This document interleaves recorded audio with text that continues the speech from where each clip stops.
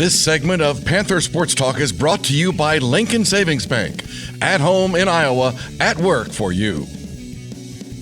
The UNI football team continues to win in the ever-challenging Missouri Valley Football Conference this week, going on the road and knocking off top 20 opponent Western Illinois. Final score 30-23 in favor of the UNI Panthers. Coach, this game, they had a little bit of everything, and in the end, the Panthers stood tough, stood tall, and got the win. Well, what stood out to me was we opened up the game with the long drive for the first touchdown, and it's been a while since we've done that. So very pleased with our offensive development, very pleased with Eli, and then pleased with our defense because I don't think we gave up 90 yards of offense in the first half. Opening drive in the first half, opening drive in the second half, getting points out of both. How important is that to set the tempo for each half? I thought that was critical to set the tone of the game. And just like you said, it set the tone for the second half as well because they received in the second half, we stopped them, and then we go ahead and drive the field again to score. So those are things that just kind of set the temperament for the halves that we played in. And then, of course, they tried to rally there at the end, but it was too little too late. 3 out of the last 4 games, you've held them on the ground, whoever you're facing, to less than 100 yards. Why is that so important to put your team in a position to win at the end? And who's stepping up and really carrying the load defensively to make that a reality? Well, the group is really stepping up. I mean, it takes a good secondary play for coverage sacks. It takes great front play to stop the run. And then, of course, with a sack, you get some negative yards on top of that. But all in all, it's just our philosophy that you must stop the run. Make them one-dimensional no matter who they are.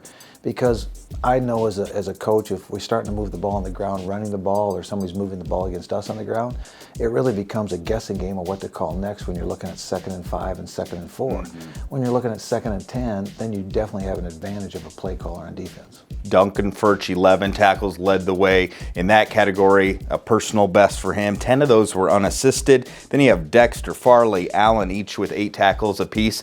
It's not just one guy stepping up. Like you said, it's a cohesive team unit defensively. And you just mentioned, as I heard those names, that's the 4. If that's really 4 linebackers. One's called a safety, but when you're rolling down into the box, it becomes the 4 linebackers on the second level. So that's exactly who you want to lead your team in tackles. But to do that, your defensive line has to have penetration, and your secondary has to have coverage. Then you're playing good defense. Carter Schultz, about his performance, 6 tackles was good, but 3 sacks, 4 tackles for a loss, a block kick, a forced fumble. Well deserving of the National Player of the Week honors for defensively in that game, and it's been game in, game out this year. He's just been dominant. It's great to hear those numbers. I didn't realize it was that, but that's how productive he is. We're used to it around here, the production that he does day in and day out. But, he gets great pass rush. The block kick was a big deal because we had one blocked on us, so that kind of balanced that phase of the game. But Carter's a tremendous young man, great player, great person, and Jed is a student athlete as well. 344 total yards on offense. Second game in a row, the Panthers achieved 300-plus yards. Nice, as you mentioned earlier, to get Eli back, but it's not just Eli running that thing. No, we threw the ball to 7 different guys, had 4 different guys carry the football, so there's a balance attack going on, and we've moved up in production by probably over 100 yards per game right now over the past month, and I'd like to take that up to another 50, another 100 yards, because I still think we're capable of that. Back with more with Coach Farley right after this.